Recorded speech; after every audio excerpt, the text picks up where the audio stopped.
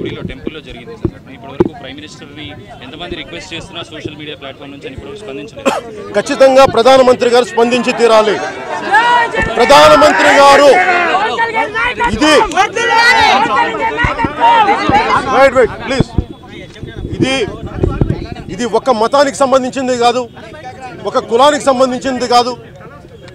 ఒక ఆడపిల్లకి, ఒక ముక్కు పచ్చలాని పసిబిడ్డకి జరిగిన అన్యాయం.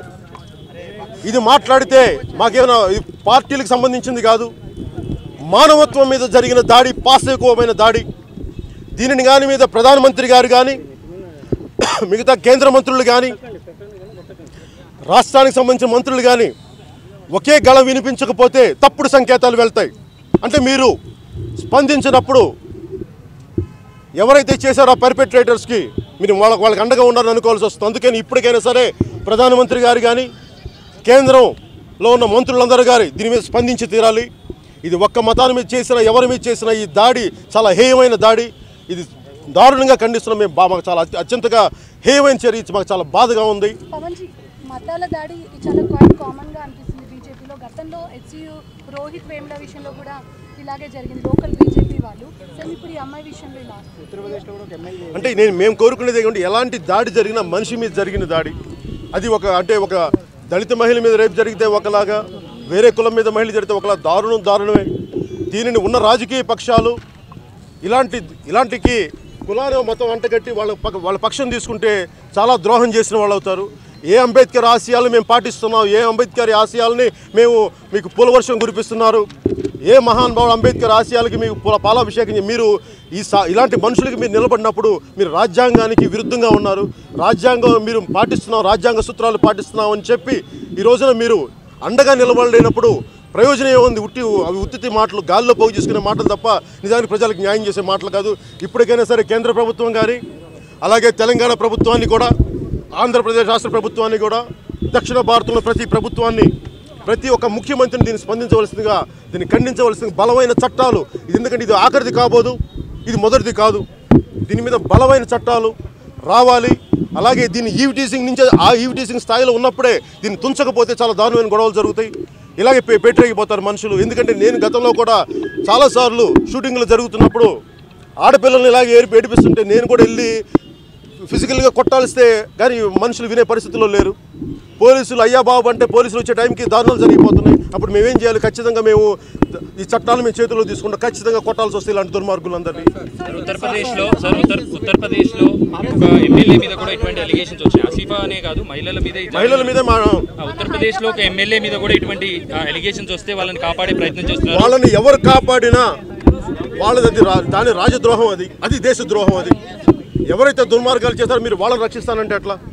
వాళ్ళని వెనకేసుకొస్తానంటే ఎట్లా? అలాగే ఇది ఏ ఒక్కరిది ఇది చెప్పింది, ఇది మానవత్వం మీద జరిగిన దాడి. దీనికి దయచేసి కులాలకి, మతాలకి, ప్రాంతాలకి, పార్టీలకు అతీతంగా ఈ రోజున జరిగిన ఈ హేయమైన చర్యకి ఆ బాధితులకి, ఆ కుటుంబాలకి అండగా నిలబడి ప్రతి ఒక్కరిని కోరుకుంటున్నాను.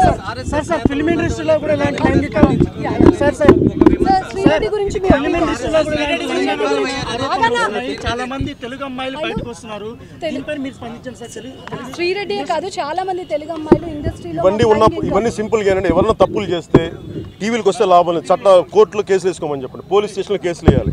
ఈ సెన్సేషనిజం కంటే నేను కోరుకునేది ఏంటంటే ఎవరైతే వాళ్ళకి అన్యాయం చేశారో వాళ్ళకి కోర్టులో, పోలీస్ స్టేషన్లో చట్టాలను వేయమని చెప్పండి. జరగనప్పుడు అప్పుడు అలాంటి చేస్తే బెటర్గా ఉంటుందని నా మనసు. ఎవరు నా స్పందన ఇదే. ఇలా రోడ్ల మీదకి వచ్చి ఇలాంటి నిరసనలు ప్రకటించడం కంటే డైరెక్ట్గా పోలీస్ స్టేషన్ నాకు వీళ్ళ వల్ల అన్యాయం జరిగింది, నాకు అన్యాయం చేయండి, let them do handle it. ఎందుకంటే మీడియాలో మనం ఎంత మాట్లాడినా మీడియా ఈజ్ ఒక మెసేజ్ పర్టికులర్ కానీ న్యాయం చేయాల్సింది గవర్నమెంట్ వింగ్సే చేయాలి. ఆ చట్టసభల్లోనే జరగాలి అన్యాయం.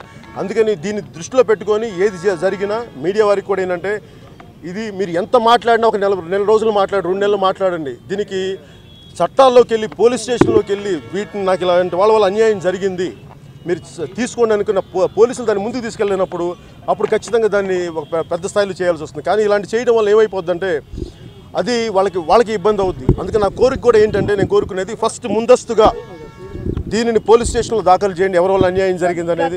1 year బ్యాక్ చలపతిరావు గారు మాట్లాడింది ఇమీడియట్ గా పోలీస్ స్టేషన్లోకి వెళ్ళి కేసు పెడితే ఆయన పైన ఎలాంటి యాక్షన్ తీసుకోలేదు. అదే చట్టాలు ఏం చేస్తున్నాయండి? మరి చట్టాలు అప్పుడు ఏం చేస్తారు? మరి చట్టాలు చేతుల్లో తీసుకుంటారు ప్రజలు. సో చట్టం పరంగా వెళ్ళడం కంటే మరి మీరు ఓకే ఒక ఆల్టర్నేట్ సొల్యూషన్ చెప్పండి. నేను చట్టాన్ని చేతుల్లో తీసుకోమని చెప్పండి. నేనేమన్నా ప్రత్యేక పరిస్థితులు ఇంకా తప్పదు, దాడి జరుగుతున్నప్పుడు తీసుకోవాల్సి వస్తుంది. నేనే చేశాను అట్లా. అమ్మాయికి సపోర్ట్ కావాలి అని కోరుకుంటున్నాను. సపోర్ట్ అది నేను మాట్లాడతాను, నేను మద్దతు ఇస్తాను. కాకపోతే అది నేను చట్టాన్ని నేను ఒక పోలీసుని కాదు, నేను ఒక న్యాయమూర్తిని కాదు. దాని వాళ్ళ చట్టాలు వీళ్ళన్నీ ముందుకు తీసుకెళ్లాల్సిన పరిస్థితులు ముందు వాళ్ళు దాఖలు చేసిన తర్వాత ఇప్పుడు ఇట్లా ప్రతి ఒక్కరు కూడా చాలా చులకనగా చాలా తెలుసు. ఎందుకంటే నాకే తెలుసు ఫిల్మ్ ఇండస్ట్రీలో. ఎందుకంటే నేను షూటింగ్కి వెళ్తున్నప్పుడు పక్క రాష్ట్రాల్లో కూడా వెళ్తున్నప్పుడు 100 మంది యువత వచ్చి ఆడపిల్లల మీద పడిపోయి చేస్తున్నప్పుడు నేను కూడా కర్రబట్టుకొని వాళ్ళు తరవాల్సిన పరిస్థితులు చాలాసార్లు నాకు జరుగుతూ ఉంటాయి. అంతకుముందు నేను తమ్ముడు షూటింగ్లో కూడా నేను BHL నాకు ఇలాంటి గొడవలు జరిగినాయి, చేయాల్సి వస్తుంది. ఇవన్నీ ఏంటంటే మరి కూర్చోబెట్టి ఇది ప్రతి ఒక్కరి మీద బాధ్యత కంటే కూడా మనందరి మీద కూడా సమిష్టి బాధ్యత ఉంది.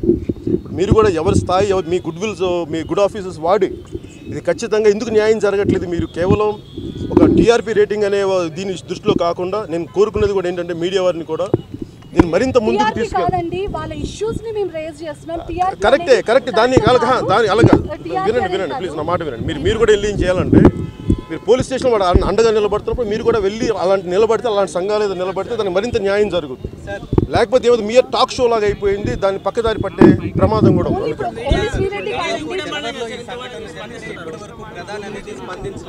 దీని మీద ఏమంటారు? దాదాపు ఈ సంఘటన జనవరిలో జరిగింది సార్. పవన్ గారు, ఈ సంఘటన జనవరిలో జరిగింది, ఇప్పుడు వెలుగులోకి వచ్చింది. దాదాపు జరిగి 4 నెలలు అవుతున్నా ప్రధాని స్థాయిలో ఉండి కూడా స్పందన అనేది లేదు. దీని మీద ఏమంటారు? ఇది నేను మొదటి నుంచి చెప్తున్నా, ఇది ప్రధానమంత్రి గారు స్పందించాల్సిన అవసరం ఉంది. ఎందుకంటే నమ్మకం కోల్పోతారు. మొన్న ఈ మధ్యన కూడా నేను నాకు 2 days బ్యాక్ నాకు హార్వర్డ్ నుంచి నాకు తెలిసిన వాళ్ళు పంపించారు. ప్రధానమంత్రి గారు నిరసన దీక్ష చేస్తున్నప్పుడు ఒక ప్రపంచంలో అత్యంత శక్తివంతమైన ప్రజాస్వామ్య దేశం భారతదేశంలో ఏం జరిగిన ప్రపంచం మీద ప్రభావితం చూపించే అత్యంత శక్తిమైన ప్రజాస్వామ్య దేశం, అలాంటిది మీ ప్రధానమంత్రి నిరసన దీక్షలు చేస్తే అవి ఏమి చంపే మీ చాలా బలహీనమైన వ్యక్తి అని చెప్పి తప్పుడు సంకేతాలు వెళ్తే చెప్పండి మీ పొలిటికల్ లీడర్స్ అని చెప్పి నాకు ఒక హార్వర్డ్ నుంచి ఒక మెసేజ్ పంపించారు నాకు అక్కడ ప్రొఫెసర్ సార్. అందుకే మీకు ఖచ్చితంగా ఖండిస్తున్నాను. ఏంటండి వీడియో నచ్చిందా? అయితే ఓ లైక్ వేసుకోండి, లేదంటే ఓ కామెంట్ చేయండి. ఎప్పటికప్పుడు మా వీడియోస్ చూడాలంటే సబ్స్క్రైబ్ చేసుకోండి.